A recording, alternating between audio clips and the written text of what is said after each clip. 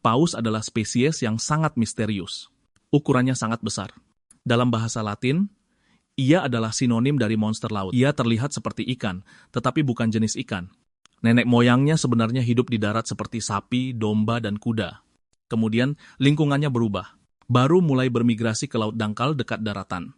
Setelah melalui evolusi yang panjang, kaki depan dan ekornya perlahan berubah menjadi sirip. Kaki belakangnya bahkan benar-benar menghilang. Seluruh tubuhnya berbentuk seperti ikan. Itulah sebabnya orang salah mengiranya sebagai ikan.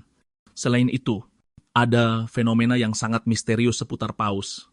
Sejak zaman dahulu, orang-orang telah menemukan di tepi pantai. Beberapa paus yang awalnya hidup di laut dalam, ternyata berbondong-bondong menyerbu ke arah pantai tanpa peduli hidup atau mati. Akhirnya mati di pantai. Banyak orang menganggap bunuh diri paus ini hanya sebagai akibat dari perusakan lingkungan oleh manusia. Sebenarnya tidak sesederhana itu.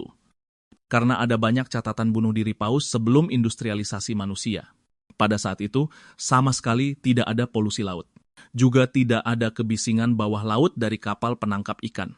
Lalu, paus-paus yang baik-baik saja ini, mengapa mereka begitu bertekad untuk mencari mati? Hari ini, kita akan membahas misteri bunuh diri massal paus ini. Di baliknya, mungkin ada rahasia yang mengejutkan. Pertama, mari kita lihat kasus bunuh diri paus yang cukup khas. Pada suatu sore di bulan Januari 2016, seseorang di pantai Pulau Wangerooge, dekat laut utara Jerman, dari kejauhan melihat dua bayangan hitam besar. Setelah mendekat, ternyata itu adalah bangkai 2 ekor paus sperma.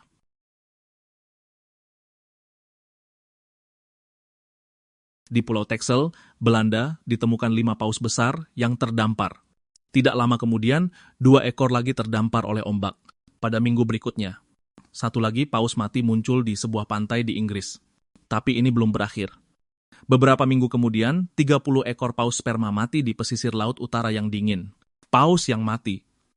Semuanya adalah pejantan. Para ilmuwan berspekulasi bahwa mereka berasal dari kelompok paus sperma lajang yang sama. Aleimu, Al-Muji. Para ilmuwan membedah paus-paus yang mati ini dan menemukan bahwa mereka semua dalam keadaan sehat. Hanya beberapa paus yang memiliki sedikit sampah di perutnya. Namun, sampah itu tidak cukup untuk menyebabkan kematian paus sperma ini. Paus sperma adalah paus bergigi terbesar di dunia. Meskipun ukurannya lebih kecil dari paus biru, Raja Paus Balin. Beratnya masih setara dengan 4 gajah dewasa, karena paus sperma memiliki gigi. Sebagian besar memangsa cumi-cumi, gurita, bahkan hiu kecil. Ia mengambil napas dalam-dalam dan bisa menyelam hingga kedalaman lebih dari 2.000 atau bahkan 3.000 meter. Baru muncul kembali ke permukaan setelah 2 jam. Jadi, paus besar jenis ini biasanya hidup di wilayah laut dalam. Biasanya berlayar bebas di perairan luas dari kutub hingga khatulistiwa. Hampir tidak pernah masuk ke dalam pandangan peradaban manusia. Apalagi di wilayah laut utara yang penuh dengan pantai dan ombak besar. Hampir seperti memasuki jalan buntu yang mematikan. Sebenarnya, bunuh diri paus semacam ini tidak hanya terjadi di laut utara. Menurut statistik kasar sejak tahun 2000 saja, hampir setiap tahun ada insiden bunuh diri paus di seluruh dunia. Dan pada tahun 2017, bahkan ada lebih dari 300 paus pilot mati bunuh diri di dekat Pulau Selatan Selandia Baru. Tidak lama kemudian, lebih dari 240 ekor lagi terdampar di sana, dan pada September 2020, lebih dari 470 paus pilot terdampar sekaligus di pantai Australia. Di antaranya, 350 ekor mati dengan cepat, banyak lainnya, karena tidak bisa dihalau dari pantai.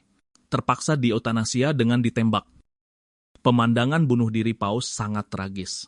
Mereka seolah diam menunggu datangnya kematian. Bahkan setelah diselamatkan, keesokan harinya mereka berbalik dan kembali menuju pantai.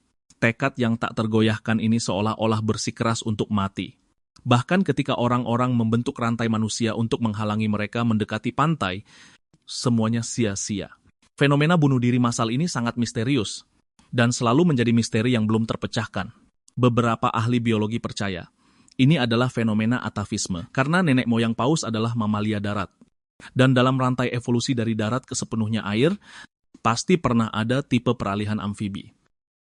Tipe ini memiliki kebiasaan khusus, yaitu jika tidak nyaman hidup di air, mereka akan segera lari ke darat untuk bersantai. Lama-kelamaan, ini menjadi kebiasaan khusus. Paus-paus ini menyerbuki pantai tanpa ragu. Mungkin mirip dengan semacam ziarah.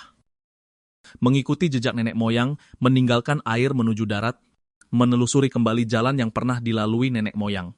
Namun penjelasan ini tidak bisa menjelaskan mengapa insiden bunuh diri paus massal itu hanya terjadi di medan tertentu.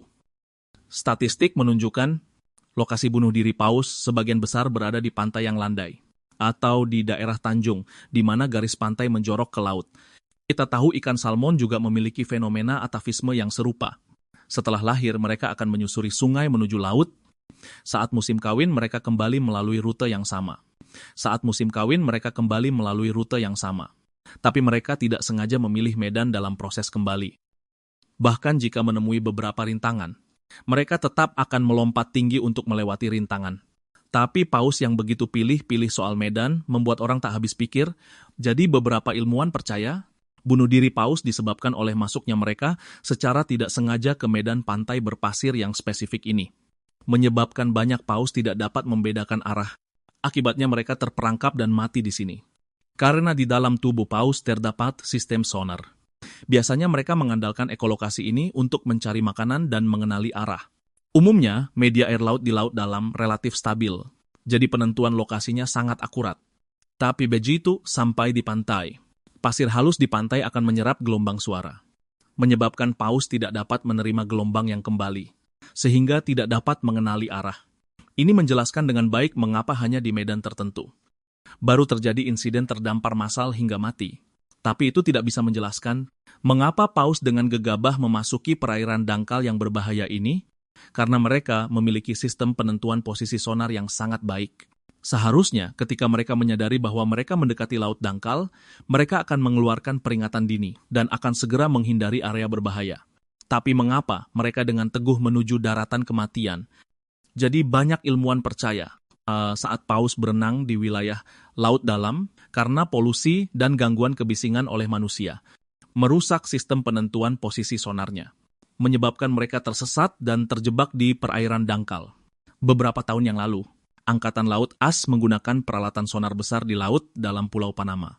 Setelah itu, ditemukan beberapa paus dan lumba terdampar dan mati. Saat itu ilmuwan percaya ada hubungan langsung antara keduanya, justru kebisingan dari sonar militer yang menyebabkan kematian paus. Karena mereka menemukan telinga paus mengalami kerusakan parah akibat kebisingan, di sekitar otak dan tulang telinga paus juga terdapat bekas darah. Selain itu, beberapa aktivis lingkungan percaya air laut yang tercemar mengandung banyak bahan kimia beracun. Juga banyak sampah plastik beracun.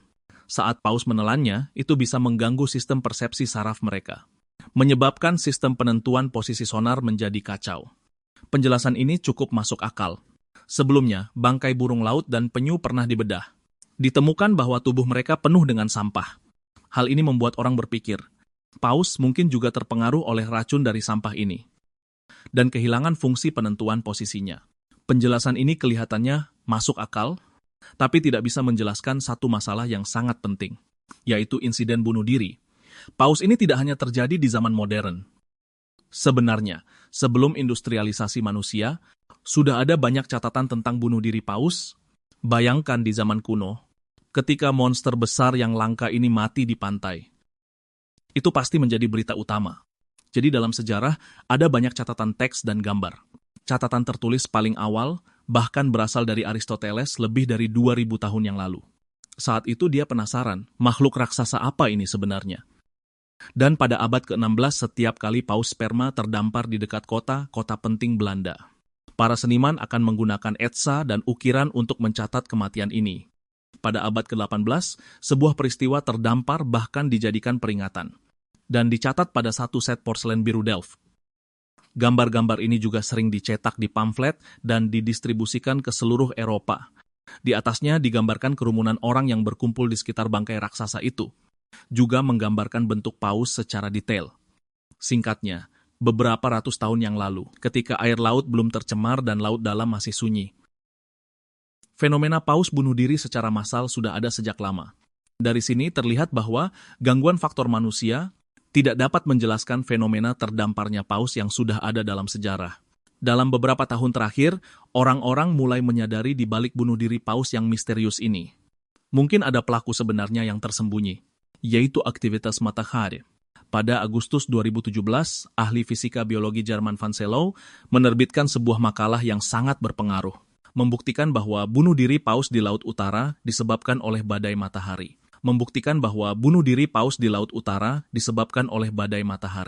Sistem navigasi paus sangat kompleks. Bukan hanya struktur sonar yang sederhana, tetapi juga melibatkan medan magnet bumi. Ada banyak hewan di bumi yang mengandalkan medan magnet bumi untuk bernavigasi. Misalnya, merpati balap. Balap merpati adalah olahraga yang sangat kuno. Merpati pos yang terlatih berangkat dari lokasi yang sama, mereka berlomba terbang kembali ke sarang.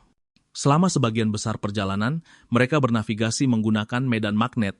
Pada tahun 1970-an, sebuah tim peneliti menemukan selama badai matahari, kawanan merpati jarang bisa sampai dengan lancar.